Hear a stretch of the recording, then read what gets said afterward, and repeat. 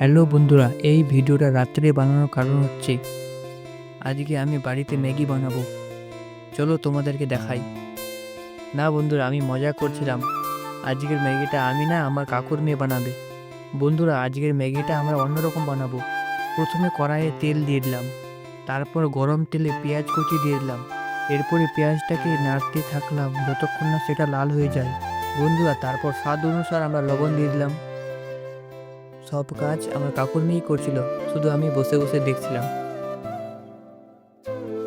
আর হ্যাঁ বন্ধুরা, ম্যাগির সঙ্গে আমি মোমো আর ঘুগনিও নিয়ে এসেছিলাম।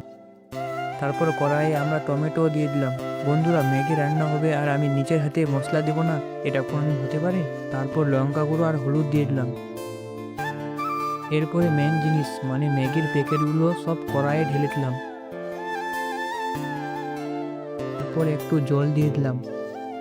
ব্যাস, এবার 5 থেকে 6 মিনিট পর আমাদের ম্যাগি তৈরি হয়ে গেল। আজকের ভিডিওটা এখানেই শেষ করলাম। দেখা হবে আবার নতুন ভিডিওতে। ততক্ষণে টাটা।